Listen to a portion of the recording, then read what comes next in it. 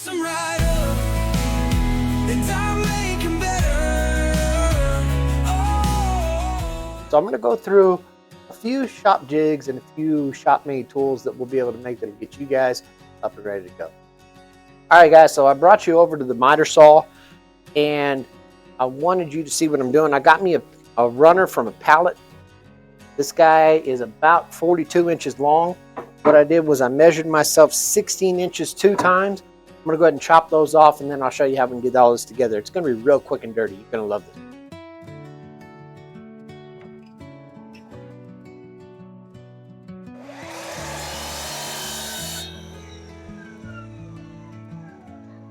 He wakes at the dawn, the world's still a blur.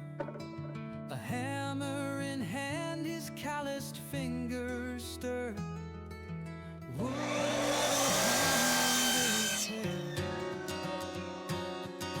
All right, guys, we got our 16-inch pieces off of our pallet runner. Both of them come out right at 16 inches.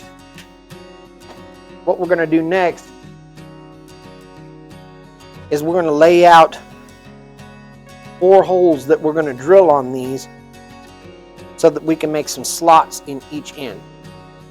I'm going to go ahead and bring this in probably 3 inches, center it out, and then we'll lay out our holes. Now I'm going to try to bring you in as close as I can so that I can show you something interesting that you might know in case you stink at math. All right, I have no idea how wide this board is from here to here, but it doesn't matter because I'm going to lay my hole in the center of it. And to get the center, it doesn't matter really what this is as long as I can split it in half. I got my old drafting ruler here. Now I can measure that and try to eyeball it and say that's 3 1/4, 3 1/8, 3 3/16, 3 7/32. That doesn't matter. I'm going to do it a whole lot easier. I'm actually going to kick this out until one side is on my 0 and one side is at 3 1/2. Now I know that half of 3 1/2 is 1 3/4. So if I mark at 1 3/4, I will be at the dead center of my board. And I can test that and show you.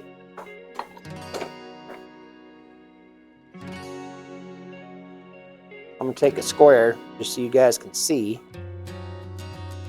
And I'm going to set it up to my line so I can run a tri-square. Alright, so I'm on my line. We'll make them all. If I come from the opposite side, I make a mark.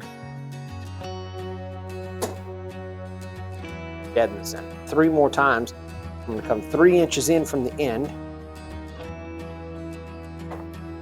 which I put the end of the board at 3.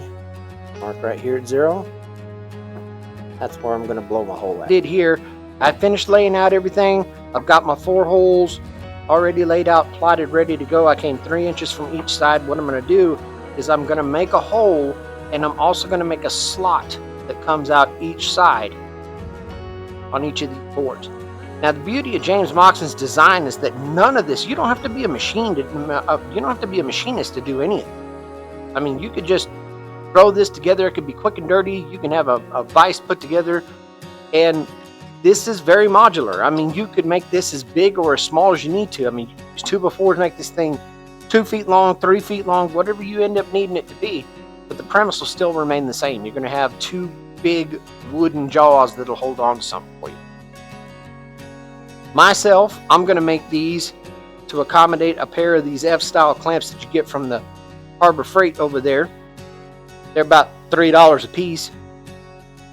I think they should work really good for what we're doing. And they're cheap enough that I may just consider devoting a pair of these specifically to having a Moxon vise, and that's it. Now for me, I've got the luxury of having a set of calipers. Now calipers are wonderful for reference measurements. I'm going to break mine out and I'm going to measure the thickness of this bar because I want my slots to accommodate that bar being able to go inside there. Let me break this out here. And if you don't have one of these calipers, I would highly suggest getting one. They're usually pretty cheap. I'm sure there's about a dozen of them on Amazon that you can go grab whatever you want. But I found these at a vintage tool store. Yes, I am lucky enough to have a vintage tool store nearby. If you don't have one of these, it's pretty simple. You can use the bar itself. Lay it out and just trace on either side. And you got a pretty good idea that your bar is going to be able to fit inside that slot. But let me finish laying these out, and then I'm going to drill these holes according to what's going to be proportionate to my bar here to make sure that I got enough room to get all the way in here, clamp things up. Give me just a second, I'm going to knock that out.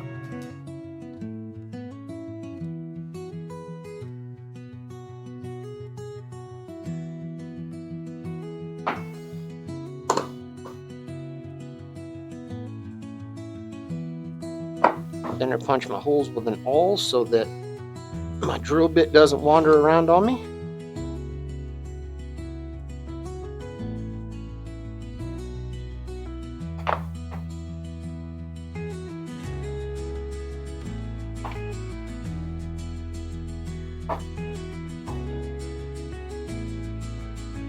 Find the appropriate bit here. I got these brad point bits from down there at the Harbor Freight.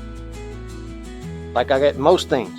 I suppose while I'm doing this, I should tell you guys, people will, when you start doing this, convince you that you need this brand, or this brand stinks, or that brand is awful, don't go shop at that store. They may tell you all kinds of stuff like that.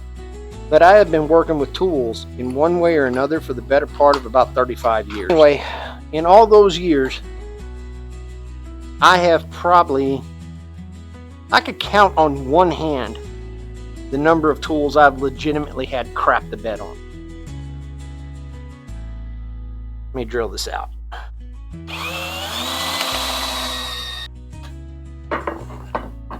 And the reason I can say that is because the tool doesn't necessarily mean nearly as much as people give it credit for. How you use it is all that matters. If you respect that tool and you understand what it's capable of and you don't overexert, that tool will continue to last you for years. I have had incredibly high dollar tools and I have had incredibly bargain basement tools. And all of them can last just fine as long as I abide by that rule. So now my next step is I'm going to expand this with these holes and I'm going to make some slots. If you have one, you could do this easily with a bandsaw, a jigsaw. I'm going to do it personally with my bandsaw. I'm going to probably do it off camera. But I'll come back over here to the bench and I'll meet you after we get that done. But all we got to do is make sure we got these holes in, then run our slots, and you'll see where we go next. Alright guys, here we go. Could that be any more quick and dirty? Couple of boards, couple of slots cutting each end. I'll show you how this guy works. First thing I'm going to do, for myself, I'm going to attach one of these directly to my bench. That way it's nice and solid. You can attach them however you wish. Some of them make tabs with a little bit longer on one side so you can screw it down or you can clamp it. Let me show you how I'll do it though. I got a little chunk of scrap plywood. I'm just going to screw it right to the bottom and then I can screw this directly to my bench. Come here, driver.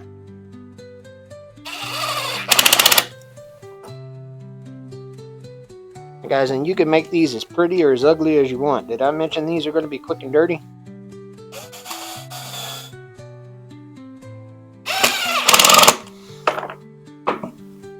Perfect. So now I'm going to screw this straight down to my bench because I have a working bench. I don't care if it's pretty or not.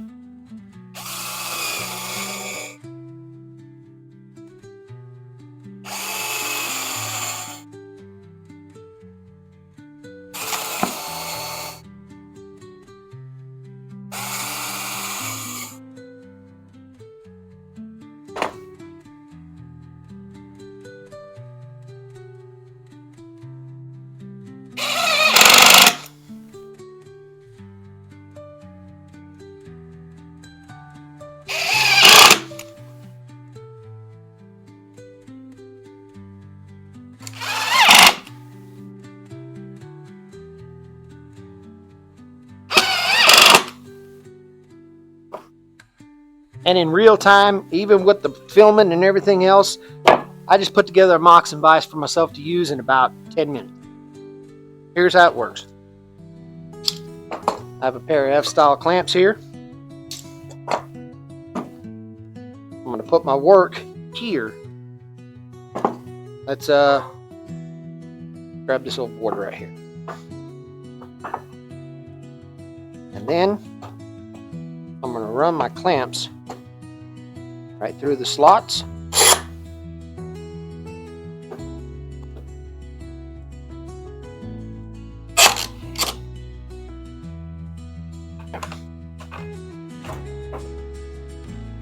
This thing is sturdy enough.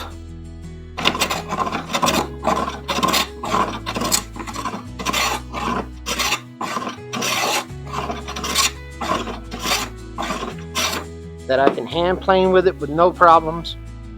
It does everything that old James Moxon taught us way back in 1680.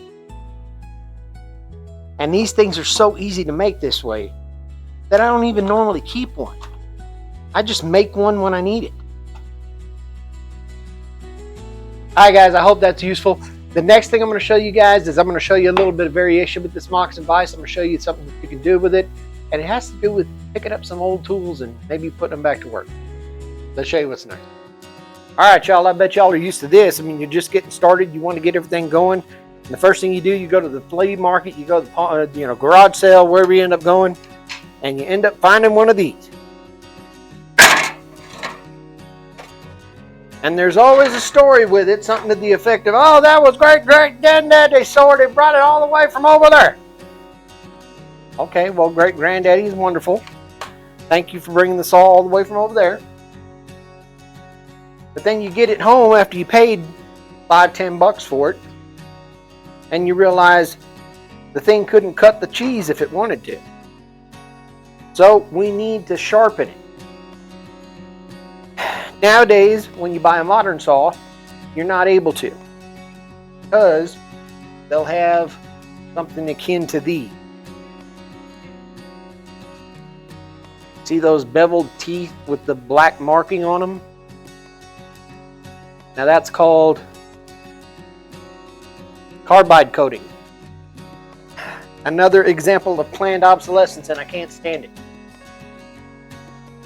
These, however, are nothing but saw teeth shaved right into the piece of steel. This we can sharpen.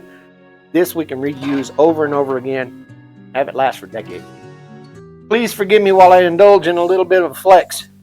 But I wanted to show you guys that these guys can be re-sharpened a lot.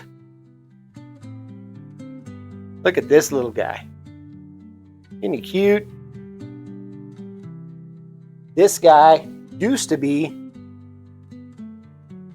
one of these big boys. Now he's all the way down here. That's because this thing has been resharpened so many times. This guy can barely even read it there.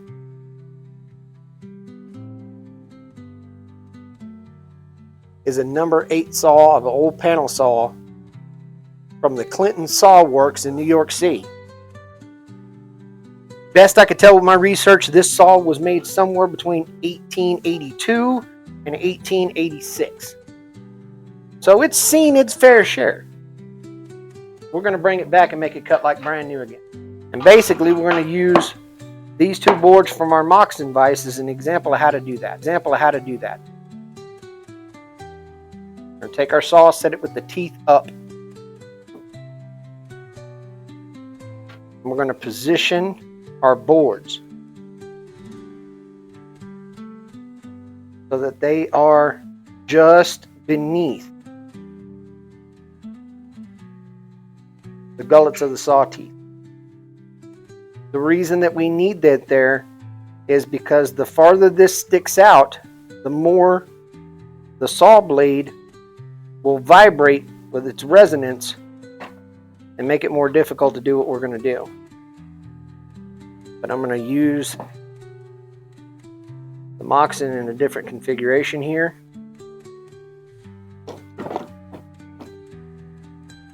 I'm going to clamp this guy as close as I can.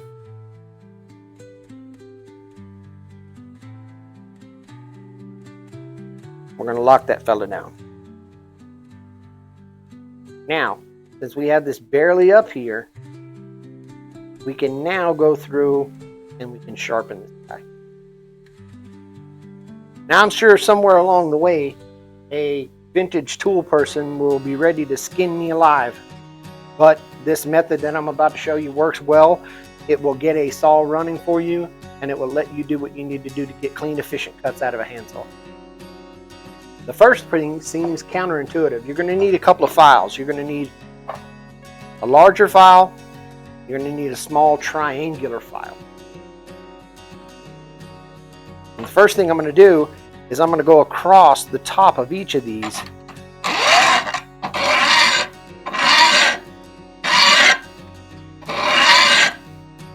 To make sure that I'm good and flat. Now, why did I just dull this saw up? If I planned on sharpening it, it seems kind of counterintuitive. Well, it's because I need all of these teeth to be on the same plane. I don't need them going up and down depending on where they are. So I made all of them equal, flat, and straight. So now that each tooth will cut the same, and I'll get a pretty consistent cut out of what I'm doing. Next, I'm going to try to zoom in here, let you guys see a little closer. Now the next thing I want to ensure is that I have what's called a saw set. And the set means these teeth aren't actually in a straight line going this way. They're not. They actually alternate. One going this way, one going this way. Curve this way, one curve the other way. They go back and forth like this so that each tooth cuts off this side, the next one cuts off the other side, so on and so forth. So we want to make sure we got a good set. If we don't, we can do so, and I can show you guys in a future video. If you've got a saw with a bad set, we can show you how to reset the saw so that you've got good splay on your teeth and they're cutting on each side the way they're supposed to. This one has a good set. I've always kept it with a good set. So we're going to go right into the sharpening. What I'm looking for is each individual tooth. Well, this is going to be hard to show you. But I'm going to take my triangular file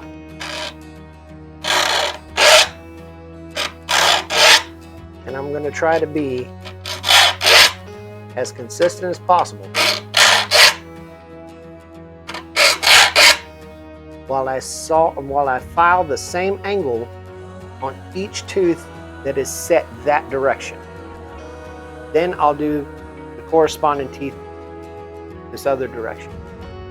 What I'm looking for is I want to get chisel edge, really sharp, shiny face on each of that teeth, and it comes up to a point. I'm going to run through this real fast. You guys see what I'm doing.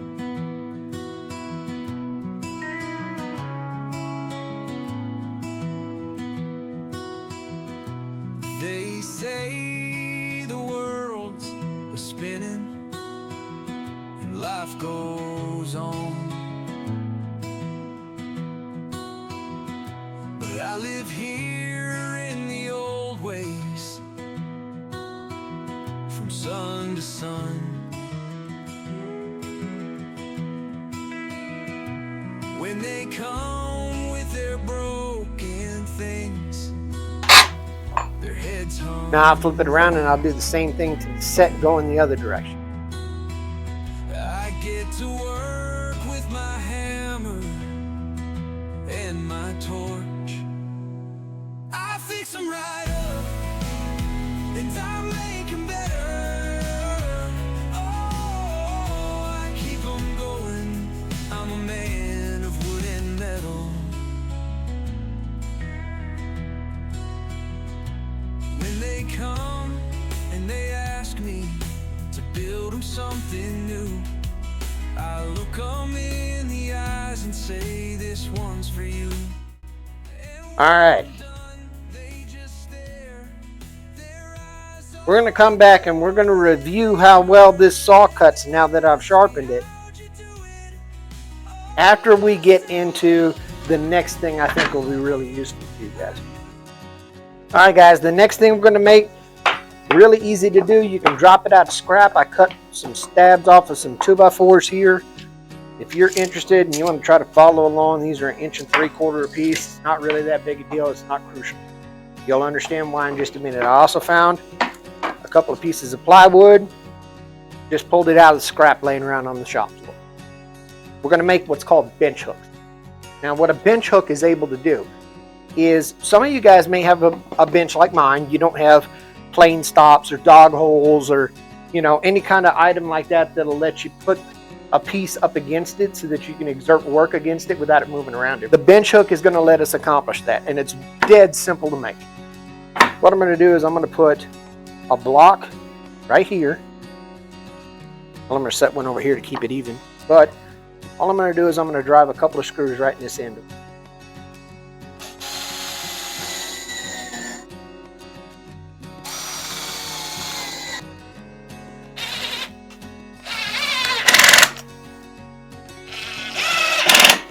So now I end up with this.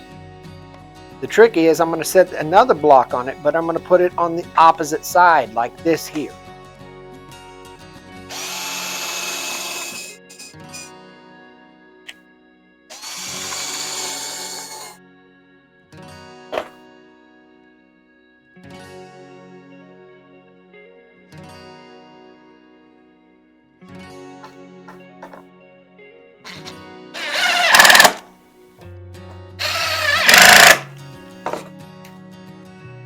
There we go. We're done. That's what we're looking for. I'm going to make another one of these and then I'll show you how we use them. Alright guys, my bench hooks are complete. Okay. My bench hooks are done and they're simple, simple, simple. All you're going to use these for is to stop a piece of wood from moving away from you while you're working on it. So I'm going to take these two parts here. I'm going to hook them against the bed of my bench, just like so. That gives me 2 more stops right here. What that does is that lets me take my bench hooks, hook them against my bench, grab me a piece, use those as stops, and make things like saw cuts without this pushing my piece out of the way and getting it out of my way. Let's see how Grandpa did on the saw job, on the sharpening job.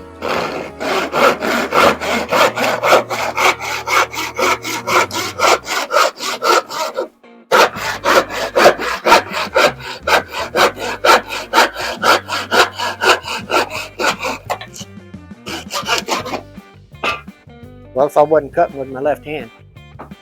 But nonetheless, came out with a really good cut. This thing's cutting a whole lot better. Better than it was. It was an ornament hanging on my wall. I'm going to put it back there though. Now, if you are of the persuasion to use ornamental Japanese style saws, these will work the same way. You hook them on the opposite end of the bench. I wish you could see it. You know what? I'll find a way so you can. I know how to do it. Well, that'll tell you something. When I'm much more disposed of screwing right to my bench and making a fake edge of my bench than I am to actually moving the camera. So now I have my bench hooks hooked on the other side of the bench so that when I use a Japanese style saw, like this fella right here, it cuts on the pull stroke rather than the push. So my force is going to be coming this way rather than away from me.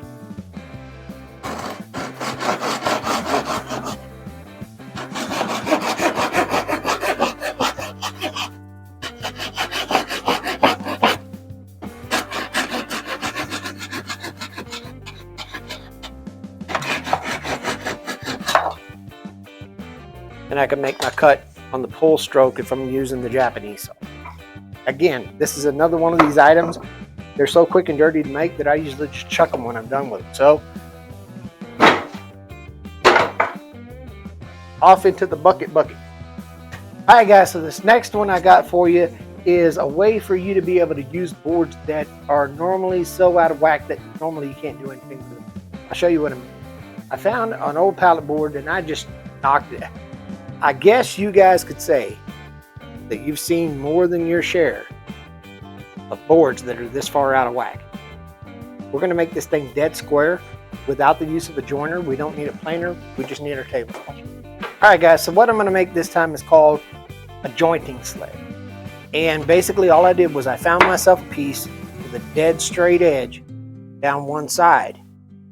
And I'm going to use that as a reference off the side of my table saw fence to cut a straight edge on this board here.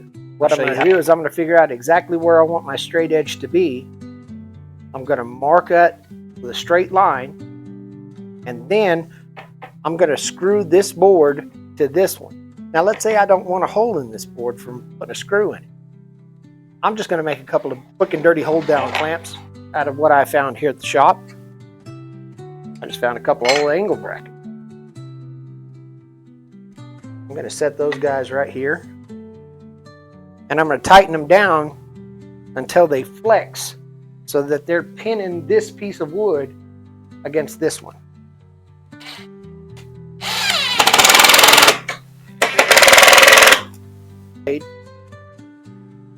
Just make sure that your clamps are on this side and they're not anywhere near the. Now once all that's said and done, all I'm going to do is I'm going to run this board, referencing this, against the table saw, and you'll see I come out with a dead straight edge. Let me show you.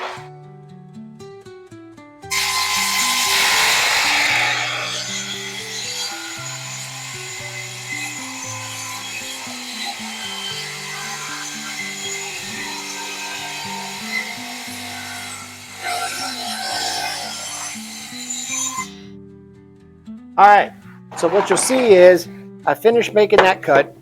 Everything looks great. I'm going to go ahead and take my clamps off, but you'll see how I cut that board right dead down the end, and it came out nice and square. Let's take this off and see how good we did. Got ourselves a 6 foot level. Let's check it for true.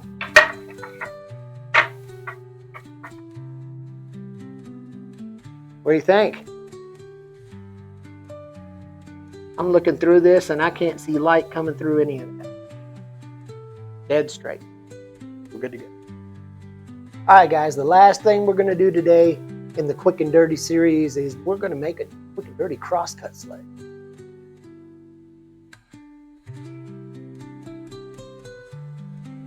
And it's right about at this time when my audio decided that the microphone didn't want to work anymore.